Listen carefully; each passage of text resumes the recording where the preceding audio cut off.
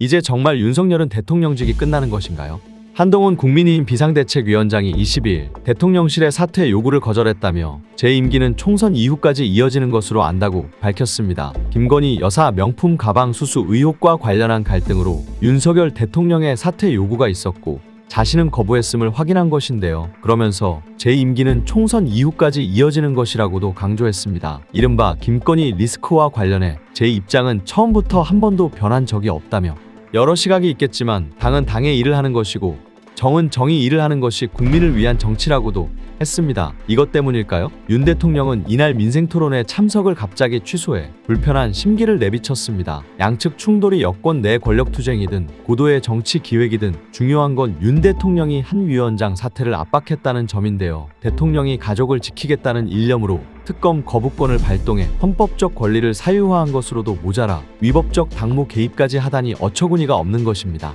이전에도 선거를 앞두고 당과 대통령 간 불협화음은 없지 않았지만 대통령이 대놓고 당대표 사퇴를 압박하는 일은 드물었는데요. 양측 충돌을 놓고 여러 설이 난무하지만 드러난 정황만으로도 윤 대통령의 사당화, 국정사유화가 점입가경임을 보여주는 것입니다. 윤 대통령은 취임 2년도 안 돼 이준석, 김기현 전 대표, 한 위원장까지 여당 대표 3명을 흔들며 여당 줄세우기 논란을 키웠는데요. 특히 총선 전 위기 타개를 위해 대표로 낙점한 최측근인 한 위원장에 대해 사퇴를 요구한 것은 당을 사적 소유물로 여기지 않고선 있을 수 없는 일인 것입니다. 대통령의 당무 개입은 정당의 자율성을 무력화하는 위법적 행위인데요. 과거 박근혜 전 대통령이 20대 총선을 앞두고 친박 의원들이 공천을 받도록 정무수석에게 지시한 혐의로 징역 2년의 유죄를 선고받은 전례가 있습니다. 당시 재판부는 우리 헌법의 근본 가치인 대의제 민주주의를 훼손하고 정당의 자율성을 무력화시키는 행위라고 판단했는데요.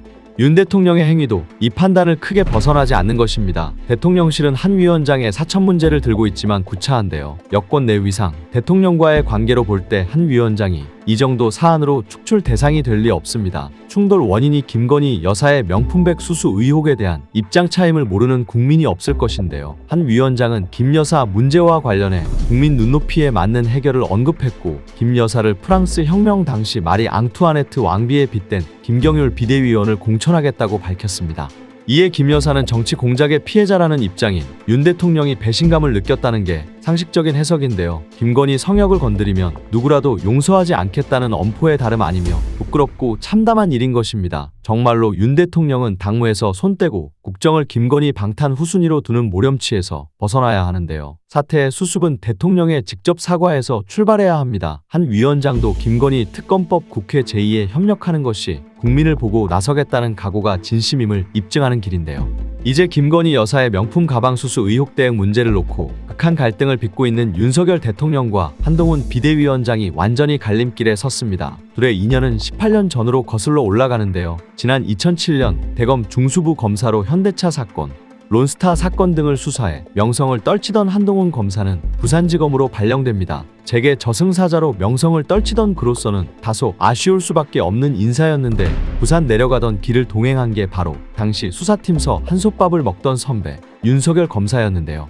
넌 수사를 늘 융통성 없이 독립운동하듯이 한다며 애정 어린 핀잔을 주고받던 윤석열과 한동훈 검사는 2016년 말 최순실 국정농단 수사팀이 출범하면서 다시 한솥밥을 먹게 됩니다. 이후 문재인 정부에서 적폐 청산 수사를 함께하며 승승장구했던 두 사람이지만 조국 사태를 기점으로 실현의 칼바람을 맞게 되었고 우여곡절을 겪으며 역사의 물결을 함께한 이들은 대통령과 법무장관 그리고 대통령과 여당 대표로 다시 만나게 되었습니다. 이젠 정권의 운명을 건 총선을 앞두고 20년 가까운 인연에 본격적으로 금이 가기 시작했는데요. 한 위원장은 도이치모터스 주가 조작 사건 연루 여부를 규명하기 위한 김건희 여사 특검법 문제에 있어서는 대통령실과 보조를 마쳤지만 김건희 여사의 명품 가방 수수 의혹을 둘러싼 대응에선 미묘한 갈등이 노출되기 시작한 겁니다. 대통령실은 인터넷 매체의 몰카 정치 공작이 사건의 본질이라는 뜻을 여러 차례 밝혔지만 한 장관이 임명한 비대위원이자 복심으로 통하는 김경률 회계사는 프랑스 혁명 당시 처형당한 왕비 마리 앙투아네트를 언급하며 사과가 필요하다고 공개 발언했는데요. 그리고 명품 가방 의혹에 국민이 걱정할 부분이 있다고 말한 한동훈 장관은 김 회계사의 서울 마포 출마를 공개 지지했습니다. 깊어지는 갈등 끝 결국 대통령실이 사퇴 요구를 전달했지만 한 장관은 이를 일축하고 있는 상황인데요.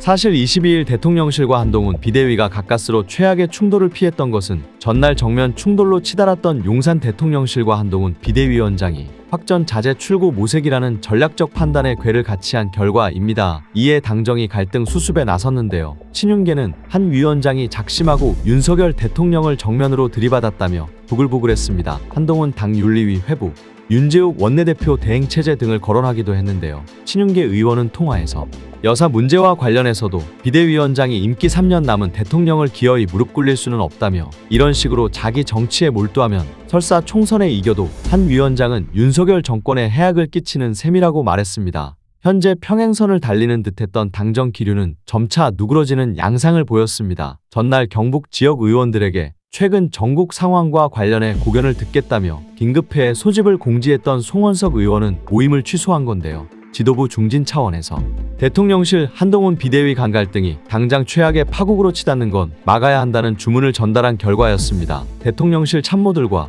여권 중진들이 종일 바쁘게 움직인 가운데 점심 직후 대통령실 고위 관계자가 한 위원장과의 추가 만남을 타진 중이라는 소식이 당에 전해지면서 분위기가 반전되기 시작했는데요. 그러던 중 일부 언론에선 이관섭 비서실장을 통해 전달한 뜻이 한 위원장의 무조건 사퇴는 아니었다는 보도도 나왔습니다. 윤 대통령이 한동훈은 내가 눈에 넣어도 안 아플 내 후배였다. 내가 오죽하면 신뢰와 지지를 철회한다는 말까지 했겠느냐고 마음을 누그러뜨렸다는 소식이었는데요. 이날 오전 배수진을 치면서도 김경률 직접 사과를 지시해 최소한의 갈등 봉합 공간을 열어뒀던 한 위원장도 간접적으로 윤 대통령 측에 그간의 입장을 설명했다고 합니다. 원희룡 전 장관을 인천 개항을 해 김 비대위원을 마포홀에 소개한 것은 험지에 나가겠다는 유명 후보를 내세워 분위기를 띄우려는 의도였다는 게 한 위원장 측 설명인데요. 비대위 관계자는 통화에서 사무총장, 원내대표, 인재영입 위원장 등 간부들과 사전에 논의를 거친 사안이라며 사당화라는 대통령실 지적의 한 위원장이 크게 서운함을 느꼈던 것이라고 말했습니다. 또한 한 위원장이 김 여사 명품 수수 의혹에 대한 야권 공세를 직접 해결하겠다는 의지가 강했다는 말이 국민의힘 중진 등을 통해 용산에 전달되기도 했는데요. 이날 당정이 확전 대신 갈등 수습과 출구 전략을 모색한 데에는 총선 70여일 전이라는 위기감이 작용했다는 관측이 나오는 것입니다. 윤 대통령은 자칫 법적 문제가 될 수 있는 공천 개입에 한 위원장은 정치적 생명력을 잃을 수 있는 정권 배반이라는 꼬리표의 부담을 느끼고 양측 모두 한 발씩 물러났다는 평가도 나오는데요. 정영환 공관위원장은 이날 출근길에 기자들에게 김경률 비대위원의 서울 마포홀 출마 문제를 놓고 절차적으로 약간 오버한 면이 있을 수도 있다면서도 한 위원장과 논의해 보겠다고도 했습니다. 과연 최고조에 다다른 두 사람 갈등의 전개 여부에 따라 총선 전국의 풍경이 어떻게 달라지게 될지 귀추가 주목됩니다. 윤석열은 이제 내려오게 될까요? 계속 지켜봅시다. 지금까지 촛불감동이었습니다. 끝까지 시청해주셔서 감사합니다.